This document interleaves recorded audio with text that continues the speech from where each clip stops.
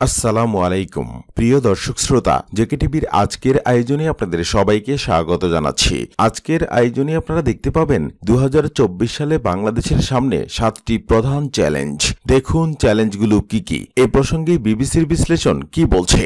বিদায়ী বছরে সবচেয়ে বেশি ভুগতে হয়েছে কিসে? বাংলাদেশের সাধারণ মানুষের কাছে এই প্রশ্ন রাখলে বেশিরভাগই হয়তো বাজারে জিনিসপত্রের অগ্নিমূল্য, ডলার সংকট, রাজনৈতিক অস্থিরতা, ডেঙ্গুর প্রকোপের মতো বিষয়গুলোর কথা বলবেন। অনেকে হয়তো রিজার্ভ সংকট বা বাক স্বাধীনতার মতো বিষয়গুলোকে সামনে নিয়ে আসবেন।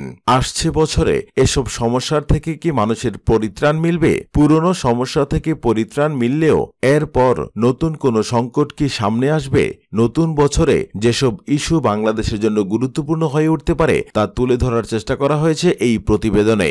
নির্বাচন ও সরকারের আন্তর্জাতিক গ্রহণযোগ্যতা। বাংলাদেশের দ্বাদশ জাতীয় সংসদ নির্বাচন আন্তর্জাতিক মহলে কতটা গ্রহণযোগ্যতা পাবে তা নিয়ে যথেষ্ট সংশয় রয়েছে।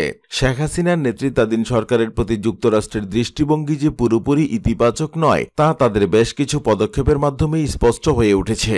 নির্বাচন যেন সুষ্ঠু, নিরপেক্ষ এবং অংশগ্রহণমূলক হয় তা নিশ্চিত করতে বেশ কিছুদিন ধরেই চাপ দিয়ে আসছে যুক্তরাষ্ট্র। সুষ্ঠু নির্বাচনকে বাধা দিতে চাওয়া ব্যক্তিদের ভিসা নিষেধাজ্ঞায় আনার ঘোষণাও দিয়েছে মার্কিন পররাষ্ট্র দপ্তর। শেখ হাসিনা নিজেও বেশ কয়েকবার বলেছেন যে যুক্তরাষ্ট্র হয়তো আমাকে আর ক্ষমতায় দেখতে চায় না। যুক্তরাষ্ট্রের পর নির্বাচন প্রশ্নে কঠোর অবস্থান নিতে দেখা গেছে ইউরোপীয় ইউনিয়নকেও। ডিসেম্বরের মাঝামাঝি সময়ে ইউরোপিয়ান কমিশনের 2 সাংসদ কমিশনের ভাইস প্রেসিডেন্টকে চিঠি দিয়ে আহ্বান জানান যেন বাংলাদেশে সুষ্ঠু নির্বাচন বাধাদানকারী এবং মানবাধিকার লঙ্ঘনকারীদের বিরুদ্ধে ইউরোপও ভিসা নিষেধাজ্ঞা দেয়। আন্তর্জাতিক পক্ষগুলোর এমন কঠোর অবস্থানের মতোই ক্ষমতাসীন আওয়ামী লীগ পুরোদমে নির্বাচনের প্রস্তুতি নিচ্ছে। নিজেদের প্রার্থী বাছাই ছাড়াও কিছু জায়গায় স্বতন্ত্র প্রার্থীর সাথে জোর প্রতিদ্বন্দ্বিতার আভাস দেয়া হচ্ছে। কিন্তু এইসব প্রয়াস সত্ত্বেও নির্বাচন আন্তর্জাতিকভাবে প্রশ্নবিদ্ধ হবে বলে মনে করেন অনেক বিশেষজ্ঞই। যেমন নির্বাচন বিষয়ক বিশ্লেষক এবং বেসরকারি সংস্থা সুজনের সম্পাদক ড বদিউল আলম মজুমদারের মতে, প্রশ্নবিদ্ধ নির্বাচন দীর্ঘমেয়াদে রাষ্ট্রের নিরাপত্তাকে হুমকির মুখে ফেলতে পারে। এই নির্বাচনকে অংশগ্রহণমূলক দেখাতে আওয়ামী লীগ আগের 2 নির্বাচন থেকে ভিন্ন কৌশল নিয়েছে। কিন্তু নির্বাচন আন্তর্জাতিক মানের হতে হলে সব বড় রাজনৈতিক দলের অংশগ্রহণ, ক্ষমতা বদলের সম্ভাবনা, নির্বাচনে জয় পাওয়া নিয়ে প্রার্থীর অনিশ্চয়তার মতো বিষয়গুলো উপস্থিত থাকতে হয়। এগুলোর উপস্থিতি যেহেতু নেই, তাই নির্বাচনের আন্তর্জাতিক গ্রহণযোগ্যতা নিশ্চিতভাবেই প্রশ্নবিদ্ধ হবে, জানাচ্ছেন তিনি। নির্বাচনের পর আওয়ামী লীগ 4র্থ দফায় সরকার গঠন করলে চীন এবং ভারতের মতো মিত্রদের উপর বাংলাদেশের নির্ভরতা বাড়তে পারে, যা রাষ্ট্রের সার্বভৌমত্বের জন্য দীর্ঘমেয়াদী ঝুঁকি তৈরি করতে পারে বলে আশঙ্কা প্রকাশ করেন মিস্টার মজুমদার। এছাড়াও 2014 ও 2018 পর এবারের নির্বাচনেও সুষ্ঠুভাবে ভোটাধিকার প্রয়োগ করতে না পারলে মানুষের মধ্যে ক্ষোভ তৈরি হওয়া থেকে সরকারের বিরুদ্ধে বিস্ফোরক পরিস্থিতির উদ্ভব হতে পারে বলে মনে করেন তিনি। দ্বিতীয় চ্যালেঞ্জটি হতে পারে রাজনৈতিক অস্থিরতা। গত কয়েক বছরের তুলনায় 2023 সালে বাংলাদেশের রাজনৈতিক পরিস্থিতি কিছুটা উত্তালই ছিল বলা চলে। বিএনপি সহ সমমনা দলগুলো প্রায় সারা বছরই সরকার বিরোধী আন্দোলন চালিয়ে গেছে। অক্টোবরের শেষ দিকে বিএনপির মহাসমাবেশকে কেন্দ্র করে হওয়া সহিংসতার পর টানা 6 সপ্তাহ হরতাল, অবরোধের মতো কর্মসূচি পালন করেছে বিএনপি। এই সময়ে দেশের বিভিন্ন স্থানে বাস, ট্রেনে আগুন দেওয়ার মতো ঘটনায় অন্তত 8 জন মারা গেছেন। এমন রাজনৈতিক অস্থিরতা আগামী বছরেও চলমান থাকার সম্ভাবনা থাকলেও একবার নির্বাচন হয়ে গেলে বিরোধী দলের আন্দোলন কার্যকারিতা হারাবে বলে মনে করেন রাজনৈতিক বিশ্লেষক এবং লেখক মহিউদ্দিন আহমেদ। বিরোধী দলের অবস্থান যদি শক্তিশালী হয় তাহলে অস্থির পরিস্থিতির সৃষ্টি হতেই পারে, কিন্তু একবার নির্বাচন হয়ে গেলে মনে হয় না খুব বেশি অস্থিরতা সৃষ্টি হওয়ার সুযোগ আছে। 2008-এর নির্বাচনের পর বিএনপি যথেষ্ট শক্তিশালী অবস্থানে ছিল। 2014-2015 তো তারা সরকারকে রীতিমতো ভুগিয়েছে, কিন্তু এখন আর আগের মতো সেই শক্ত অবস্থানটা নেই, বলছিলেন মিস্টার আহমেদ। মহিউদ্দিন আহমেদের হিসেবে বিএনপির ক্রমাগত হরতাল, অবরোধ আর অসহযোগ আন্দোলনের মধ্যেও সরকার যে নির্বাচনের আয়োজন করে চলেছে এর মাধ্যমেই বোঝা যায় যে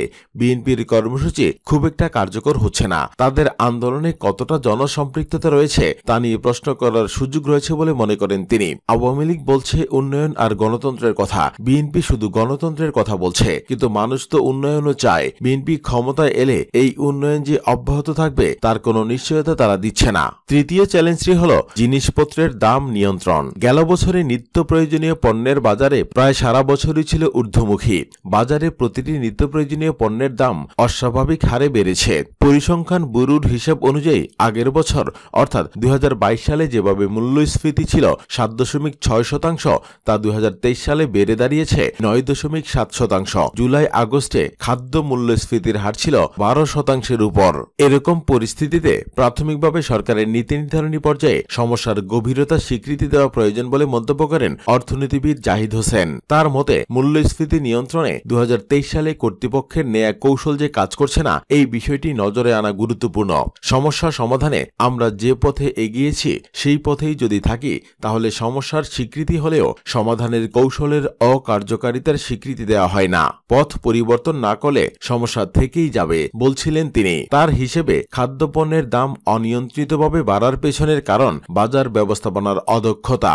পেঁয়াজ, ডিম, তেলের মতো পণ্যের দাম বেড়ে গেলে আমরা দেখেছি খুচরা পর্যায়ে সেই পণ্যের দাম বেঁধে দেওয়ার মতো পদক্ষেপ নিতে। সমস্যা সমাধানে করণীয় কি তা অজানা নয়, যে কোনো কারণেই হোক সেগুলো প্রয়োগ করা যাচ্ছে না।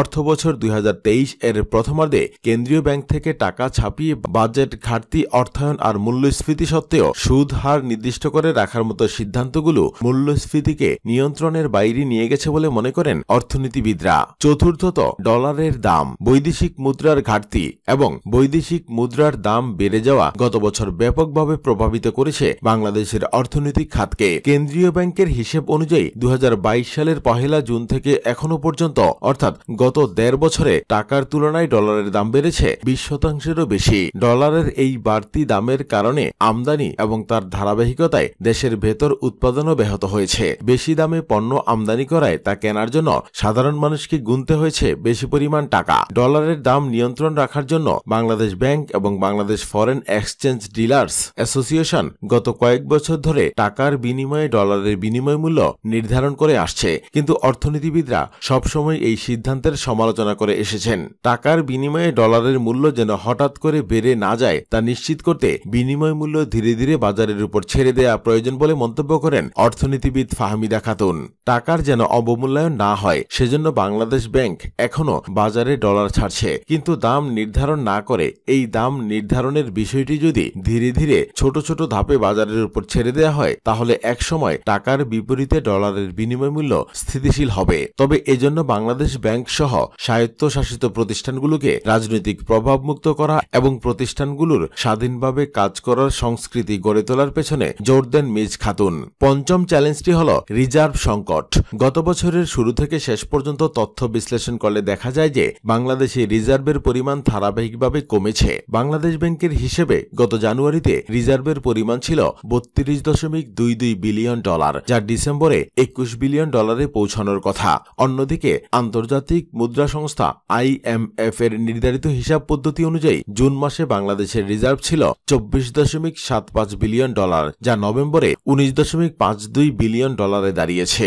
তবে আন্তর্জাতিক বাজারে অপরিশোধিত অর্থ IMF এর SDR খাতে থাকা অর্থ, ব্যাংকগুলোর বৈদেশিক মুদ্রা ক্লিয়ারিং হিসেবে থাকা অর্থ, আকুর বিল পরিশোধ বাবদ অর্থ হিসেবে নিলে রিজার্ভের পরিমাণ আরও কমবে বলে মনে করেন অর্থনীতিবিদরা। অর্থনীতিবিদদের অনেকের মতে বৈদেশিক মুদ্রার ভারসাম্য বজায় রাখা এবং দেশের ভেতরে অর্থের আনাগোনা অর্থনীতিতে যেসব অনুষঙ্গ প্রয়োজন হয় তার সবগুলো বাংলাদেশে কার্যকরভাবে উপস্থিত নেই। অর্থনৈতিক প্রতিষ্ঠান ইমার্জিং ক্রেডিট রেটিং লিমিটেডের চেয়ারম্যান ড জামাল উদ্দিন আহমেদ বলছিলেন, ব্যবস্থাপনাটা এখানে গুরুত্বপূর্ণ। আমাদের রপ্তানির যে আয় তার পুরোটা বাংলাদেশে ফিরে আসে না। এছাড়া আমদানির ক্ষেত্রে ওভার ইনভয়েসিং করা হয়, এভাবে অনেক টাকাই দেশ থেকে বের হয়ে যায়। এরকম ক্ষেত্রে কেন্দ্রীয় ব্যাংক সহ নজরদারির দায়িত্বে থাকা অন্যান্য প্রতিষ্ঠানে স্বায়ত্তশাসন, জবাবদিহিতা এবং সুশাসনের অভাব রয়েছে বলে মনে করেন মিস্টার আহমেদ। এছাড়া বাংলাদেশ থেকে টাকা পাচার, ব্যাংক থেকে বিপুল পরিমাণ খেলাপি ঋণ আর অপ্রাতিষ্ঠানিক খাতে রেমিটেন্স পাঠানোরও ভূমিকা আছে বলে মনে করেন অর্থনীতিবিদরা। ষষ্ঠ চ্যালেঞ্জটি হল হল নিরবচ্ছিন্ন বিদ্যুৎ এবং জ্বালানি সরবরাহ। গত বছরের গ্রীষ্মকালে বেশ কিছুদিন লোডশেডিং এর কারণে ব্যাপক ভোগান্তি পোহাতে হয়েছে সাধারণ মানুষকে। ব্যক্তি পর্যায় থেকে শুরু করে বিদ্যুৎ সংকট হয়রানি করেছে সবাইকেই। সেই সময় সংকট তৈরি হয়েছিল মূলত রিজার্ভের ঘাটতি আর ডলারের সংকটের কারণে বিদ্যুৎ কেন্দ্রের জ্বালানি খরচ বহন করতে না পারায়। জ্বালানি সরবরাহকারী প্রতিষ্ঠানকে সময়মতো বকেয়া ফেরত দিতে না পারায় জ্বালানি সরবরাহ বন্ধ করে দেয় তারা, যার ফলে বিদ্যুৎ কেন্দ্রে দেখা যায় জ্বালানি সংকট। ফলস্বরূপ বেশ কিছু বিদ্যুৎ কেন্দ্র সাময়িকভাবে বন্ধ করতে বাধ্য হয় কর্তৃপক্ষ, কিন্তু কেন্দ্র চলে সীমিত সক্ষমতায়। তবে সামনের বছর ডলারের দামের পাশাপাশি তেল, গ্যাসের মতো জ্বালানিগুলোর দাম স্থিতিশীল থাকার পূর্বাভাস থাকায় তেমন সংকট তৈরি হবে না বলে ধারণা করা হচ্ছে। অর্থনীতিবিদ জাহিদ হোসেন বলছিলেন, আন্তর্জাতিক বাজারে ডলারের মূল্যের পূর্বাভাস বলছে ডলারের দাম কমতে পারে, আর না কমলেও স্থিতিশীল থাকবে। এছাড়া তেল, গ্যাস বা সারের মতো যেসব পণ্য আমরা আমদানি করি সেসবের দামও স্থিতিশীল থাকবে বলেই বলা হচ্ছে। সপ্তম চ্যালেঞ্জটি হল ডেঙ্গু পরিস্থিতি মোকাবেলা। বাংলাদেশে ডেঙ্গু আক্রান্ত এবং ডেঙ্গুতে মৃত্যুর সব অতীত রেকর্ড ভেঙেছে 2023 সালে। সরকারি হিসাব অনুযায়ী গত 23 বছরে ডেঙ্গুতে মোট মারা গেছেন 868 জন, আর শুধু 2023 সালেই সেই সংখ্যাটি ছিল 1697 জন। আগের 23 বছরে ডেঙ্গুতে যত মানুষ মারা গেছেন, গেল এক বছরই মারা গেছেন প্রায় দ্বিগুণ মানুষ। ডেঙ্গু পরিস্থিতির এই পর্যায়ে আসার পেছনে অপরিকল্পিত নগরায়ন, মশার নিয়ন্ত্রণে কর্তৃপক্ষের ব্যর্থতা, সিটি কর্পোরেশন সহ প্রশাসনের অঙ্গ সংগঠনগুলোর মধ্যে সমন্বয়ের অভাবের মতো বিষয়গুলোকে তুলে ধরা হয়। তবে আশার বিষয় হল সামনের বছরে প্রথমবারের মতো ডেঙ্গু নিয়ন্ত্রণে 7 বছরের দীর্ঘমেয়াদী পরিকল্পনা হাতে নিতে যাচ্ছে স্বাস্থ্য অধিদপ্তর। এই পরিকল্পনায় চিকিৎসক, নার্সদের দক্ষতা বৃদ্ধি, কীটনাশকের ব্যবহার নিশ্চিত করা, ডেঙ্গু শনাক্তকরণে স্বাস্থ্যকেন্দ্রগুলোকে প্রস্তুত করা, কর্মসূচির দুর্বলতা নির্ণয় করে নীতিগত পরিবর্তনের মতো বেশ কিছু বিষয়ের উপর জোর দেওয়া হয়েছে।